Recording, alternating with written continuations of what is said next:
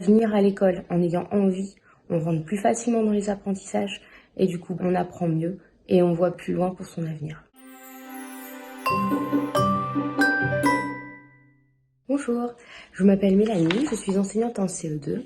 Ça fait bientôt 10 ans que j'enseigne et j'ai toujours aimé faire de la relaxation avec mes élèves, même quand j'enseignais en maternelle. Cette année, je me suis lancée dans un projet théâtre et je commence toutes mes séances de théâtre par de la relaxation.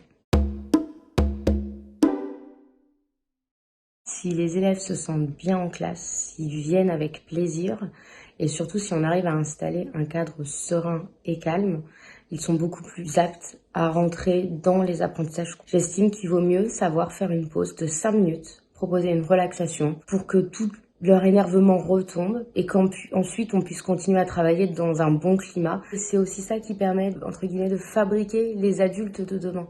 C'est-à-dire que déjà venir à l'école en ayant envie, on rentre plus facilement dans les apprentissages et du coup on apprend mieux et on voit plus loin pour son avenir. Si je devais résumer l'application Livic en une seule phrase, je citerais Hélène Keller qui dit que seuls nous pouvons faire si peu et ensemble nous pouvons faire beaucoup.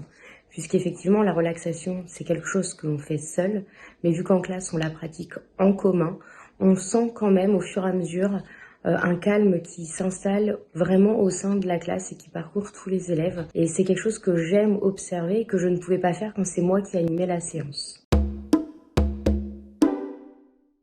J'ai des élèves qui sont relativement bavards, qui vont s'agiter facilement, voire certains courir vite ou marcher vite en classe. Après la récréation de l'après-midi, où ils rentrent, ils sont excités comme c'est pas possible. Avant de commencer quoi que ce soit, je les fais s'installer. Le temps que je lance l'application, ils sont assis calmement.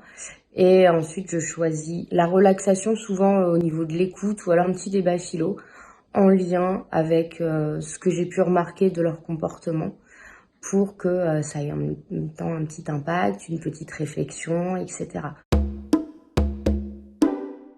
L'avantage, c'est qu'il y a vraiment plein de choix. On peut choisir de la relaxation, du yoga, il y a des petits débats philo. Et ça s'est enrichi au fur et à mesure aussi. On retrouve des scénettes, des virlangues, donc ça, bon, c'est très bien pour les exercices justement dans mon projet. Et au niveau du temps aussi, on a de 2 à 3 minutes jusqu'à 10 à 12 minutes, ce qui permet de ne pas prendre beaucoup de temps, mais de pouvoir s'adapter et de profiter de ce laps de temps de relaxation. Pour moi, essayer Lily, c'était l'adopter, puisque le fait de pouvoir observer les temps de relaxation plutôt que de les animer, ça m'a aidé à cerner davantage mes élèves.